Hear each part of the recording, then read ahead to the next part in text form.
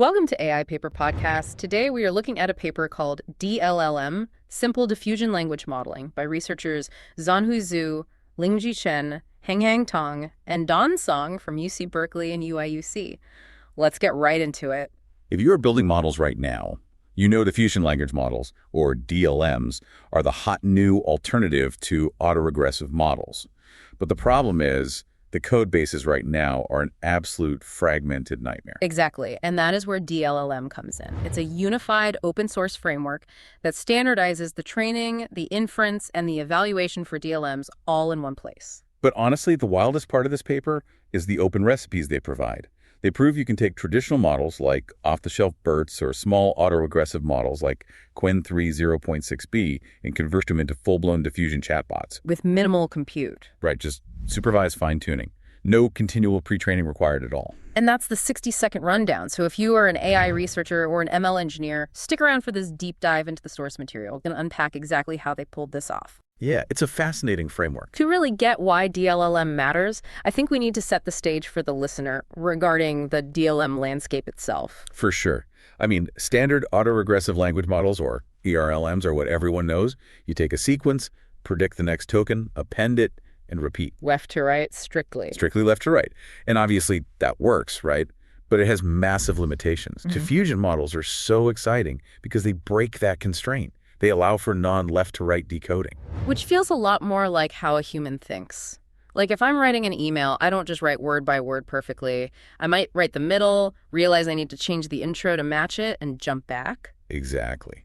DLMs give you that iterative refinement. You get flexible steering during generation. Plus, you get this highly efficient parallel decoding because you aren't waiting for token A to finish before you start calculating token B. So the theory is great, but recently we've had these open weight DLMs drop, like LADA and Dream, and if you actually try to use them... You hit a brick wall. Yeah, it's just a mess. It really is. The common components are scattered across these ad hoc research code bases. LADA's code looks nothing like Dream's code. They lack transparent implementations. If you're an engineer trying to reproduce a result, you're spending weeks just writing boilerplate. Just to get a baseline running. Right. It's incredibly frustrating to reproduce, let alone compare them fairly or build on top of them. So dLLM steps in as this standardized end-to-end development pipeline, and they structure it around three main pillars: training, inference, and evaluation. Let's start with training, because the abstraction here is so elegant. They didn't reinvent the wheel. They built dLLM directly on top of the Hugging Face ecosystem. Which is huge for adoption. You're just using the standard transformers trainer. Exactly. You get Accelerator for FSDP or Deep Speed. You get PEP for LoRa. You're using tools you already know. But the math under the hood is where they standardize the two core diffusion objectives. Right. MDLM and BD3LM. Let's break those down for the listener. Okay, so MDLM is mask diffusion. It uses an absorbing state masking process. The best way to visualize it is like a game of hangman. I love that analogy. Right. In the forward process, it independently masks tokens in a sequence with a probability t, following a linear schedule. Then the model tries to minimize the negative log likelihood of the clean tokens given that masked input. Reversing the hangman process. Yes. But they use this time-dependent reweighting, specifically 1/t. It balances the loss. Yeah. If you only have one token missing, it's a different penalty scale than if the whole sequence is blank. And that's kind of the standard approach we've seen in LADA and Dream. Right. But then you have BD3LM, which is block diffusion. This is a brilliant hybrid approach. This one blew my mind a bit, how it handles the sequences. It's so clever. It partitions the sequence into blocks. It generates those blocks autoregressively, so block 1, then block 2. But within a specific block, it uses the diffusion process to generate all those tokens in parallel. And the reason that's so powerful is the memory efficiency, right? Spot on. Because it's conditioning on the clean history of the previous blocks, it can do brilliant KV cache reuse. You get the parallel speed of diffusion inside the block and the caching efficiency of an autoregressive model for the history. And dLLM makes swapping between these almost too easy. It's literally a one-line code change to swap from MDLM pre-training to BD3LM pre-training. You literally just change MDLM trainer to BD3LM trainer. Even adapting an AR model to an MDLM format is just toggling a few flags, like adding a prepend BIOS wrapper. Okay, so training is frictionless. Yeah. But training is only half the battle. If you can't run inference fast enough, the model is useless in production. Inference is the biggest bottleneck for DLMs right now. Because you're updating the whole sequence iteratively, it's computationally heavy. So DLM introduces their second pillar, which is this really lightweight sampler API. Right, it's just sampler model.sample. That completely decouples the model architecture from the inference algorithm. You can hot swap samplers without touching the model's forward pass. And the sampler I really want to geek out over is the MDLM fast DLLM sampler. Oh yeah, the fast DLLM integration is a game changer. It's a drop-in replacement. The benchmarks they ran in the paper are insane. They tested LID Instruct and Dreambase on GSMAK, Math, MBPP, Human Eval, and they got massive speedups while maintaining the accuracy. And they achieve that using two main techniques. The first is blockwise approximate KV caching. Which means instead of recalculating the attention states for every diffusion step from scratch... Uses an approximation. Okay. Exactly. It saves a ton of compute overhead within each decoding block. And what's the second technique? Confidence-based parallel token updates.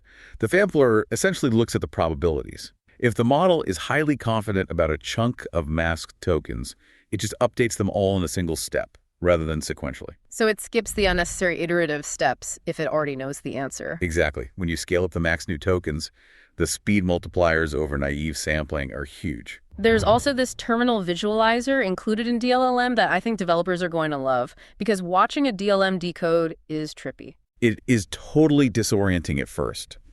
Because it's not strictly left to right, you might see a verb appear in the middle of a blank line, then the subject pops up at the start. Right, the visualizer actually lets you watch that nonlinear token decoding order step by step right in your terminal. It's practically essential for debugging. Which naturally brings us to the third pillar, evaluation. The evaluation minefield. It really is a minefield. If you're an ML engineer listening right now, be very careful here. DLM evaluation is notoriously hypersensitive to inference hyperparameters. The paper calls this out as a dirty secret in prior work. It is. With an autoregressive model, if you mess with the temperature a bit, the text might get weird, but it works.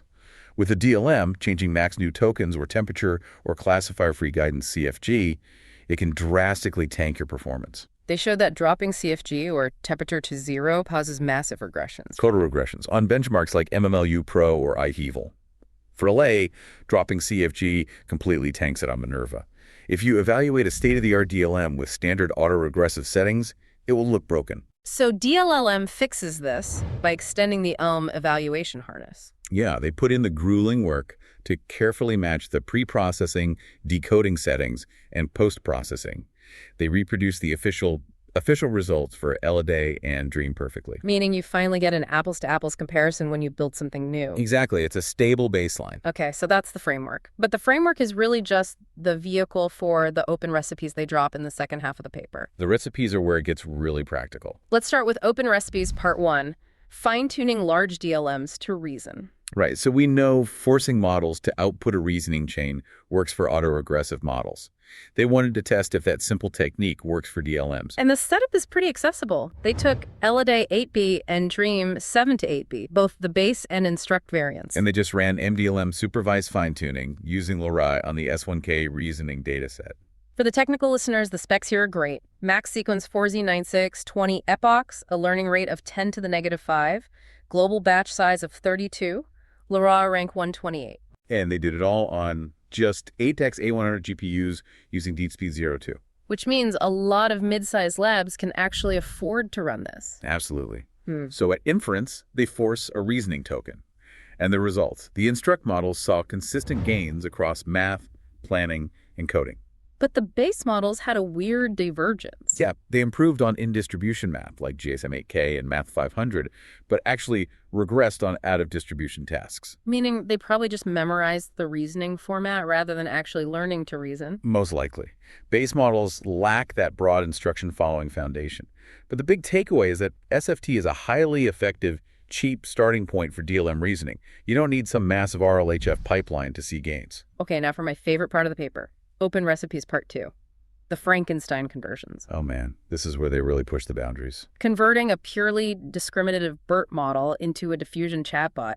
I mean, BERT is a bidirectional encoder. It's supposed to just look at a whole sequence for classification. Right, it's not built to generate text at all. But the authors realized that BERT's bidirectional nature is actually conceptually identical to the masking process in diffusion. So they took modern BERT base and large and just applied MDLM SFT. using Tulu 3 SFT and Smalltalk instruction datasets. And to be clear, there was no continual pre-training, no architectural changes. Just off-the-shelf BERT, fine-tuned. And the numbers. Modern BERT Large Chat v0.1 outperformed both GPT-2 variants on most benchmarks. Which is cool, but the crazy part is it beat an actual autoregressive model. It beat Quen 1.5 0.5b Chat on Big Bench Hard and Math, an encoder-only model beating a generative autoregressive model at complex math. It really makes you question everything about how we categorize these architectures. And they didn't stop at BERT. They did it to autoregressive models, too. The tiny A2D recipe. They took an off-the-shelf Quen 3 0.6b and trained it under MDLM and BD3LM objectives. Using instruction data like Tulu 3, Smalltalk, and those open-coder datasets, right? Yeah, OPSI-TEF Stage 1 and Stage 2. This took a bit more juice. 64-back A100s. But the Quen 3-0.6b Diffusion BD3LMV 0.1 variant, the one using block diffusion, it showed incredible strength in code generation. It actually surpassed the original autoregressive Quen 3 0.6b base on Human Eval and MBPP. Think about that. The exact same underlying weights produce better code when generating via diffusion than when generating left to right. Because coding requires global planning. You have to close brackets, manage variables. Diffusion handles that naturally. Exactly. The big takeaway here for anyone managing a compute budget is clear. You don't need to pre-train a DLM from scratch. Lightweight conversion via SFT is totally practical. It's a huge compute-efficient shortcut to building competitive DLMs. It really democratizes the whole space. So to wrap up, dLLM is providing massive value to the ML community right now. They're standardizing the stack, they're giving us fast DLM out of the box, and they've dropped all these open checkpoints on Hugging Face under their DLM hub. It's all just sitting there ready to be used.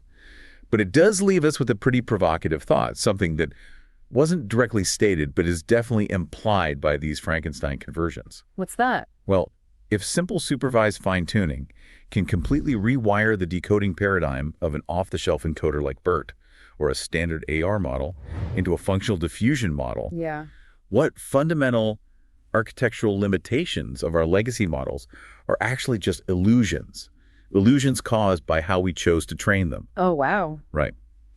If diffusion can unlock generative capabilities in discriminative models, what other dormant capabilities are hiding inside the weights of older models just sitting in our repositories? That is wild to think about. We might have highly capable models right now that we just haven't coaxed the right behavior out of yet. Exactly. It's a whole new frontier for research. Well, that is a perfect place to leave it. Thank you for joining us for this deep dive into the source material on AI Paper Podcasts. We highly encourage you to check out the dLLM, GitHub repo, and Hugging Face Hub, and start playing with these converted models yourself.